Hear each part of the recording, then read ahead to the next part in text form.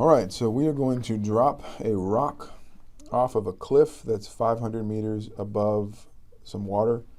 You could sort of think about the point, although the point is not nearly that high, sadly. I do want to point out that this is a hypothetical, theoretical experiment. Don't actually go throwing rocks off of cliffs because there truly could be people below. I've heard of stories of people getting hit from rocks falling from above, and it's not very nice. So anyway, don't actually do this, but it's fun to think about, at least for the math of it. So there's ways to come up with a formula, but the distance traveled by our rock after t seconds, we're going to assume is S of t equals 4.9 t squared. So after 1 second, we're going to let's work in meters. So after 1 second, the stone has fallen 4.9 meters. After 2 seconds, the stone has fallen almost 20 meters, so on and so forth.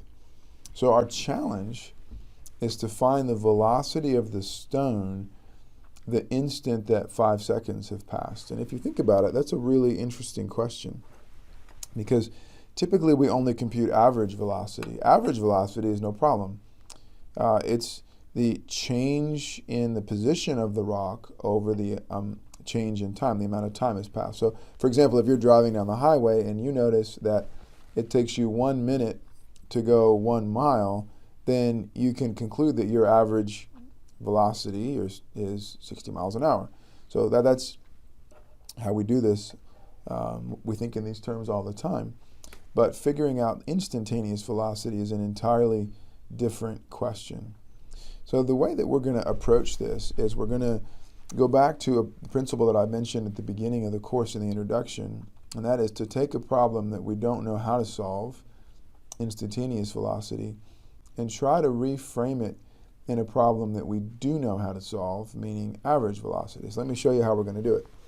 So let's imagine that I've got this interval, and this is my t interval. We're going to start this thing at 0 because it doesn't make any sense to have negative time here.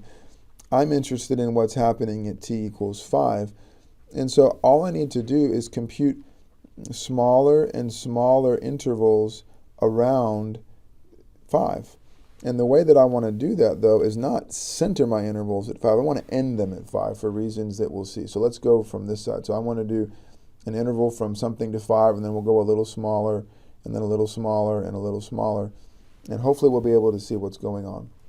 So we could do the average velocity from 4 seconds to 5 seconds, or from 4.9 to 5 seconds, or 4.99, so on and so forth.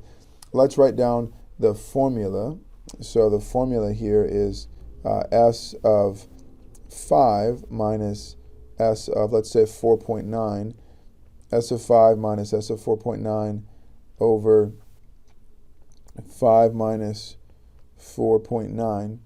And so let's switch to Mathematica, and we'll actually plug in a bunch of these and see what we can come up with as our guess for what the instantaneous velocity is. All right, I've got our function S of t typed in. We're interested in this computation, so I'm just going to click enter on the number pad, and I got 48.5.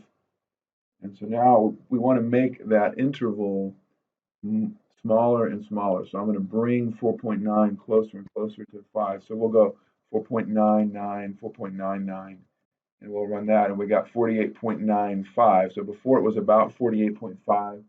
Now we're at 48.95, so getting close to 49. Let's add another 9. Okay, 995. So at this point, I'm guessing that the closer we get to 4.9, whatever gets to 5, then the whole expression here seems to be getting closing in on 49. So it looks like there's reason to believe that the instantaneous velocity at t equals 5 seconds is 49 meters a second. Let's add another 9 and see what happens. Even closer, here's some more 9s. Okay, at this point, Mathematica has broken. It is saying, well, you're so close to 49 that we're going to round. It's not equal to 49. Let's switch to decimal form, and we're going to ask Mathematica to carry, I don't know, let's say 40 digits. And, oh, there we go. See, we're not at 49 yet, but we're very close. We can keep getting as close as we want to 5 on this side, and that's just going to make our expression get even closer and closer and closer to 49. So we'll switch back to the other screen. All right, so judging by what Mathematica seems to show us, it looks like the instantaneous velocity at t equals 5 is 49 meters per second. So let's end this video here, and then we're going to go ahead and go on and look at a definition in the next video.